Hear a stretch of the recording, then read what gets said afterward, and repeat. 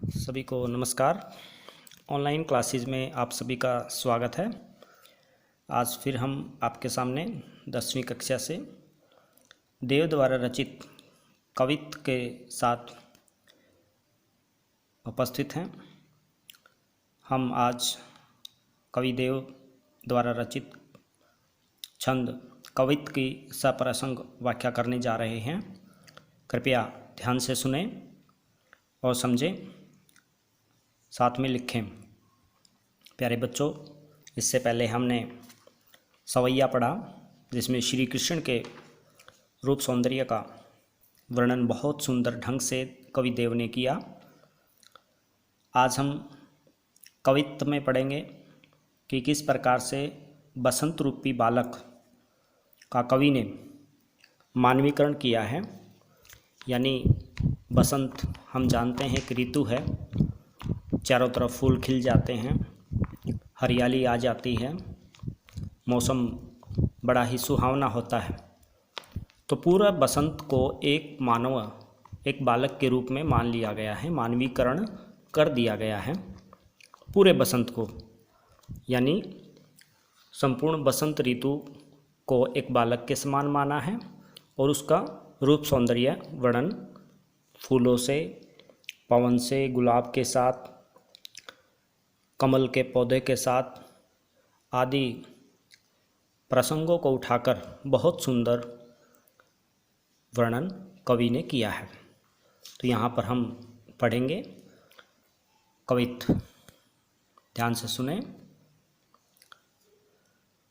डार द्रुम पल न बिछौना नव पल्लव के, सुमन झिंगुला सोहे तन छवि भारी दई, पवन झुलावे किकीर बतरावे देव, कोकिल हलावे हुलसावे कर तारी दई, पूरित पराग सो उतारे करे राई नोन, कंज कली नाय का लतान सिर सारी दई, मदन महीप जू को बालक बसंत ताही, प्रातः ही जगावत गुलाब चटकारी दई। तो यहाँ पर बसंत ऋतु को बालक मान लिया गया है। डार द्रुम, डार होती डालियाँ, द्रुम वृक्ष पेड़, पलना। कवि का कथन है बसंत रूपी बालक ने जो है बालक के लिए वृक्षों की डालियों का पलना बन गया है। पलना समझते होंगे, जिसमें बच्चे को झुलाते हैं, पालना। तो वृक्षों की डालियाँ पालना बन गई हैं। बिछोना, और साथ में ऊपर जो उसके बिछोना बिछाते हैं, 9 पल्लव के नए नए पत्तों या कोपलों का बिछोना बन गया है। तो समझें आप, कवि कहता है कि बसंत रूपी बालक के लिए वृक्षों की डालियों का पलना बन गया है और नए नए पत्तों के साथ बिछोना या शैया बना दी गई है। सुमन झिंगुला, फूलों का झबला। सुमन फूल होते हैं और झिंगुला झबला, छोटा बच्चा खुले वस्त्र पहनता है। तो फूलों का झबला सोहे तन छवि भारी दे, चारों तरफ फूल खिल जाते हैं। तो बसंत ऋतु बहुत जो है फूलों से हरी भरी हो जाती है। तो उस बालक को, बसंत रूपी बालक को कवि कहता है सुमन झिंगुला, कि उसने उसके तन पर, तन यानी शरीर पर, फूलों का झबला जो है बहुत सुंदर लग रहा है। यानी उसके वस्त्र पुष्पों के या फूलों के हैं जो अत्यंत सुंदर हैं। पवन झुलावे, पवन जो है उस पालने को झुला रही है, यानी उस बसंत रूपी बालक को झुला रही है जैसे ही वायु चलती है। केकी कीर बतरावे देव, देव जी कहते हैं कि मोर और तोते मीठी वाणी में बात करते हैं। बतरावे बात करना, देव जी कहते हैं। केकी होता है मोर, कीर होता है तोता। तो कवि कहता है कि मोर और तोता जो है बात करते हुए दिखाई देते हैं, बच्चे को मीठी बातों से आनंदित करते हैं। कोकिल हलावे हुलसावे कर तारी दे, और कवि कहते हैं कवि का कथन है कि कोयल, वकील होती है कोयल, हलावे हलसावे आनंदित करती है, हलावे हलसावे आनंदित करना, कर दार तारी दे ताली बजाकर, तारी दे यानी ताली बजाकर। कवि कहता है कि ऐसे में मानो कोयल जो है अपने हाव भाव से ताली बजाकर बच्चे को प्रसन्न कर रही है, आनंदित कर रही है। पुरित पराग सो उतारे करे राई नोन, और ऐसे में पराग कणों से भरकर, पुरित पराग, पराग कणों से भरकर, पराग कण होते हैं फूलों के जो कण होते हैं, छोटे छोटे कण आपने फूल के ऊपरी हिस्से पे देखे होंगे, उसको पराग कण बोलते हैं। तो फूलों के जो कण हैं उनके साथ उतारे करई राई नोन, राई और नमक लेकर, कंजकली नायिका, कमल की कली रूपी नायिका, कंजकली होता कमल की कली, याद रखेंगे, शब्दार्थ में लिखेंगे आप, कंजकली नायिका, कमल की कली रूपी नायिका, लतान सिर साड़ी दे, अपने सिर पर साड़ी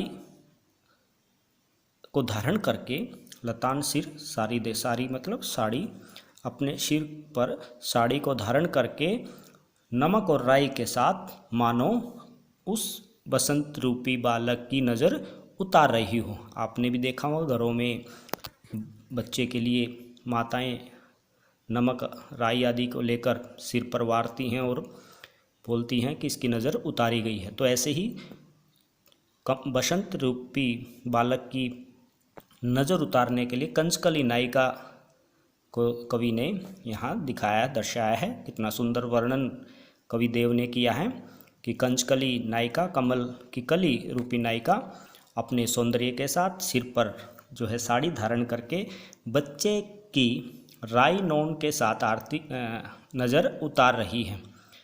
तो ऐसे आप लिखेंगे। मदन महीप जू को बालक बसंत ताही, आगे कवि कहता है कामदेव, मदन होता है, मदन प्रयोग किया जाता है कामदेव के लिए जो हमारे देवता माने जाते हैं, बहुत सुंदर। महीप राजा का पुत्र, जू को बालक, राजा का जू, कामदेव का के पुत्र बसंत, बालक को बसंत ताही, यानी बसंत जो कामदेव का पुत्र है उसको प्रातः जगावत, सुबह सुबह जगा देता है, गुलाब चटकारी दे, गुलाब की कलियां जो हैं जैसे ही खिलती हैं तो ऐसा लगता है कि गुलाब चुटकी बजाकर बच्चे को जगाने का प्रयत्न कर रहे हैं। तो ऐसे आप लिखेंगे। तो इसमें संपूर्ण जो है कवित्व में रूपक अलंकार, मानवीयकरण अलंकारों की छटा बिखेरी हुई है। जैसे आप देख सकते हैं मदन महीप में रूपक अलंकार है, बालक बसंत में रूपक अलंकार है, और कंजकली नायिका इसमें भी रूपक अलंकार का सुंदर प्रयोग किया गया है। और इसके साथ संपूर्ण कवित्व में मानवीयकरण अलंकार, यानी जैसे पवन झूला झुलाते हुए दिखाई देती है, बसंत को बालक के रूप में दिखाया गया है, गुलाब का चुटकी बजाना, बालक बसंत को जगाना, ये सब आपका मानवीयकरण किया गया है। अब इसके सप्रसंग व्याख्या करेंगे, उसके बाद कुछ प्रश्न आपको बोलता हूँ, वो आपने लिखने हैं। पहला प्रश्न बनेगा, आप देखें, आप लिखेंगे यहाँ पे, प्रस्तुत पद में किस ऋतु का वर्णन किस रूप में किया गया है। तो आपको पता ही है प्रस्तुत जो पद है उसमें बसंत ऋतु का वर्णन एक बालक के रूप में किया गया है। दूसरा अगला प्रश्न बनेगा, कवि ने किन किन पक्षियों का किस किस रूप में वर्णन किया है। तो कवि ने मोर, तोते आदि का मधुर आवाज़ के साथ बालक के साथ बातें करते हुए दिखाया है। बतरावे देव, ऐसे आप लिखेंगे। कोयल का भी वर्णन कवि ने किया है जो बालक बसंत को ताली बजाकर खुश करना चाहती है, ऐसे आप लिख देंगे। उसके बाद प्रश्न बनेगा, कमल की कली रूपी नायिका बालक की नज़र क्यों उतार रही है। कमल की कली रूपी नायिका, और उत्तर में आप इसमें लिख सकते हैं बसंत रूपी बालक बहुत सुंदर है, जो बहुत सुंदर होते हैं, उनकी नज़र लगने का उनको डर रहता है, इसलिए जैसे माताएं बच्चे की नज़र उतारती हैं तो बसंत रूपी बालक की नज़र कमल की कली रूपी नायिका उतारती है। ऐसे आप उत्तर में लिखेंगे। उसके बाद प्रश्न बनेगा, प्रातः किस प्रकार बसंत का स्वागत करती है। तो आप प्रातःकाल लिखेंगे, गुलाब का फूल लेकर बसंत रूपी बालक को जगाने आता है, यानी चुटकी बजाकर। वह जैसे ही कली खिलती है, चुटकी की आवाज़ आती है, यानी हल्की आवाज़ आती है, वह उसे जगाने कर सुगंधित वातावरण करके बसंत रूपी बालक को जगाने का प्रयास करता है। ऐसे आप लिखेंगे। प्रस्तुत पद का भाव सौंदर्य स्पष्ट करें। यह प्रश्न भी बनेगा। तो प्रस्तुत पद का जो भाव है या कवित्व का भाव है उसमें आप लिख देंगे। प्रस्तुत कवित्व में कवि ने प्रकृति का जो है सुंदर चित्रण किया है। बसंत को बालक के रूप में उसके वैभव विलास में जो है सुंदर चित्रित किया है। प्रकृति के विभिन्न अंग बालक को प्रसन्न करने में जुटे हुए हैं। आप इसमें लिख सकते हैं, कवि ने मानवीकरण करते हुए पवन को झूला झुलाते हुए दिखाना, बसंत को बालक के रूप में दिखाना अति सुंदर वर्णित है। ऐसे आप भाव सौंदर्य लिखेंगे। उसके बाद पद में निहित काव्य सौंदर्य पर प्रकाश डालें।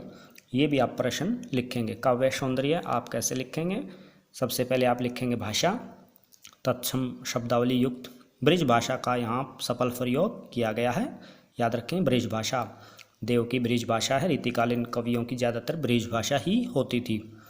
भाषा माधुर्य गुण संपन्न है। कवित्व छंद का सफल और सुंदर प्रयोग किया गया है। वात्सल्य रस का वर्णन कवित्व में किया गया है, क्योंकि बच्चे के प्रति प्रेम जो दर्शाना होता है, वात्सल्य रस की छटा वहाँ पर होती है। तो ये आप लिखेंगे। संपूर्ण कवित्व में मानवीयकरण अलंकार की छटा के साथ साथ रूपक और अनुप्रास अलंकारों का भी प्रयोग किया गया है।